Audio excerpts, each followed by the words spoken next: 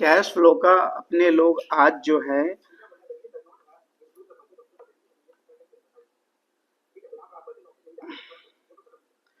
Cash flow का अपने आज 22 क्वेश्चन रखा हुआ है। सबसे पहला क्वेश्चन है, when planning the statement of the cash flow the company is required to report the separately as the operating cash flow all the followings। तो हमारे पास क्या बनता है कि ऑल द फॉलोइंग, ठीक है, एक्सेप्ट, इसमें जो भी हमारा कैश फ्रॉम ऑपरेटिंग एक्टिविटीज है वो ले लेंगे, उसके अलावा अगर कुछ है तो उसको हम रिमूव कर देंगे। तो अभी हमारे पास जो कैश फ्रॉम ऑपरेटिंग एक्टिविटीज है वो कैसे है,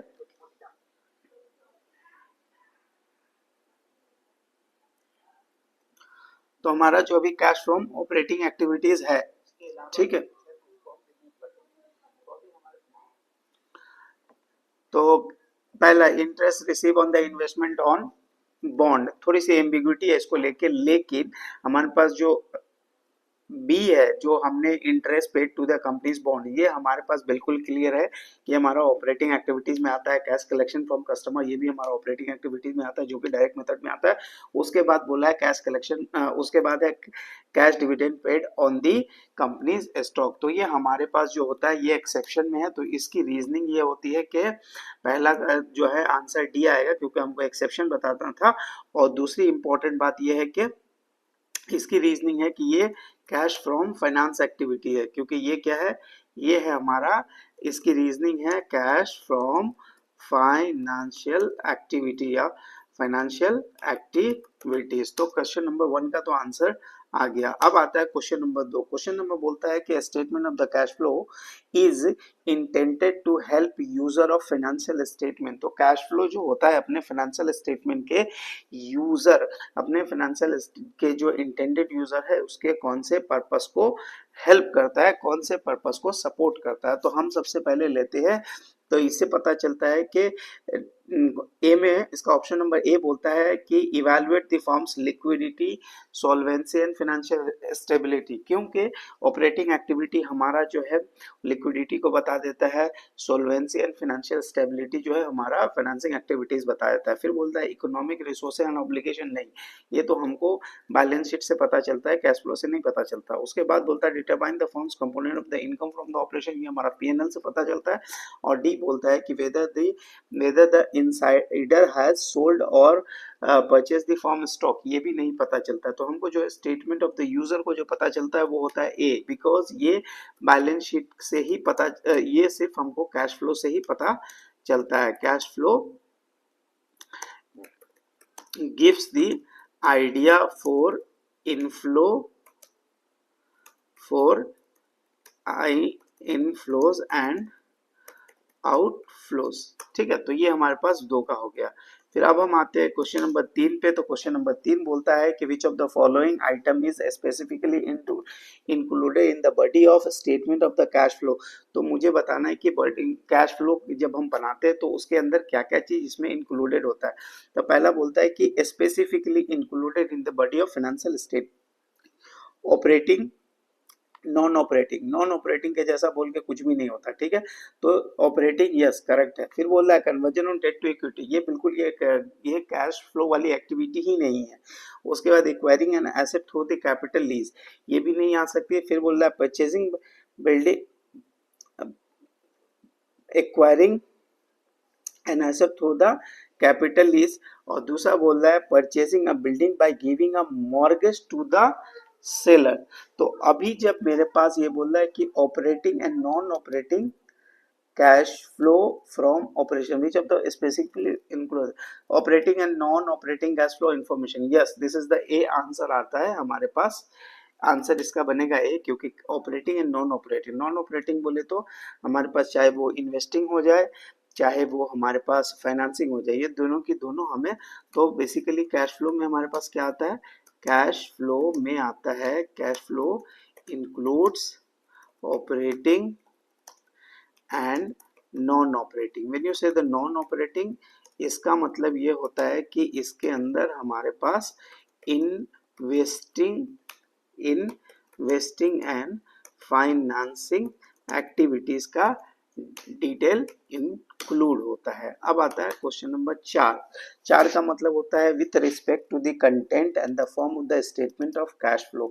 अब हमको कैश फ्लो से मुझे क्या क्या पता चलता है उसके बारे में अभी हम बात करते हैं। तो बोलता है कि with respect to the content and from the statement of cash flow, तो हमारे पास क्या पता चलता है कि इट इज द, पहला तो procurements covering the cash flow statement incurring the use of indirect method, ऐसा नहीं है। Indirect method just the ending retaining by to reconcile the net cash flow from the operation, नहीं ये भी नहीं है। Direct methods include disclose the major class of the gross cash received and gross direct method include disclosing the includes the disclose the major classes of gross cash receipts and gross loss report, ये भी नहीं है। reconciliation of net income to the net operating cash flow need not to be presented with the direct method. अभी मुझसे क्या बोल रहा है कि विच ऑफ द कंटेक्स्ट, जो कैश फ्लो के रिलेटेड हमको इसमें सबसे करेक्ट क्या है, reconciliation of net to not operating not to present in direct method, क्योंकि जब हम डायरेक्ट मेथड बनाते हैं तो ये मुझे रिप्रेजेंट करने का कोई जरूरत नहीं होता है वैसा, ठीक है। तो इसका मतलब आ जाएगा कि 4 का आंसर विल बी डी, 4 का आंसर विल बी डी। अब हम आते हैं 5 पे। 5 बोलता है depreciation expense is added to the net profit under the indirect method, yes और नो। तो सबसे पहला report all asset at a gross carrying amount, ensure the depreciation has been properly reported, no. Reverse the non cash charge including the net income, तो the purpose behind that it is a non cash income, non cash expenditure, तो इसको मुझे correct करना होता है। इसको मुझे क्या करना पड़ता है, इसको मुझे करेक्ट करना पड़ता है। अब आते हैं क्वेश्चन नंबर 6 में। बोला all the following should be classified under the operating except. अब मुझे एक एक चीज को समझना है कि इसको ऑपरेटिंग में रिपोर्ट करेंगे, कुछ एक्सेप्शन है। पहला है डिक्रीज इन इन्वेंटरी, यस ये हमारे लिए ऑपरेटिंग में आता है। डिप्रिसिएशन एक्सपेंस, यस हमारे लिए ऑपरेटिंग में आता है। डिक्रीज इन प्रीपेड, यस हमारे लिए ऑपरेटिंग आता है। Purchase of land and building in exchange of the long term notes, तो ये हमारे पास जो है नॉन रिपोर्टेबल है, बट अगर रिपोर्ट भी होता तो ये हमारे पास ऑपरेटिंग में तो बिल्कुल नहीं आता। तो हमारे पास जो 6 का आंसर बनेगा वो क्या बनेगा, डी बनेगा। 6 का आंसर विल बी डी। अब हम बात करते हैं कि which transaction should be classified as a financing activity, इसमें से कौन सा जो ट्रांजेक्शन है हम फाइनेंसिंग एक्टिविटीज में उसको ये करेंगे, क्लासिफाई करेंगे। तो क्वेश्चन नंबर 7 है, वो बोलते हैं कि कौन सा को हम फाइनेंसिंग एक्टिविटी में रखेंगे। तो परचेज ऑफ इक्विपमेंट नहीं, परचेज ऑफ ट्रेजरी यस, क्योंकि treasury stock is the buying back of your own share, तो यहाँ 7 का आंसर बी आएगा। उसके बाद सेल ऑफ ए ट्रेडमार्क नहीं, payment of interest on mortgage ये भी नहीं आएगा। अब क्वेश्चन नंबर 8 बोलता है कि company entered into the following transaction during the year. पहले क्या किया उसने, परचेज किया स्टॉक 2 लाख का, परचेज इक्विपमेंट 3 लाख का, उसके बाद पेड डिविडेंड ऑफ 8 लाख का। उसके बाद बताना है कि इन्वेस्टिंग एक्टिविटीज में हम इसमें से कौन सा नंबर हम रिपोर्ट करेंगे। पहला परचेज स्टॉक, दूसरा हमारा है परचेज ऑफ इक्विपमेंट, फिर बोल रहा है कि डिविडेंड पेड।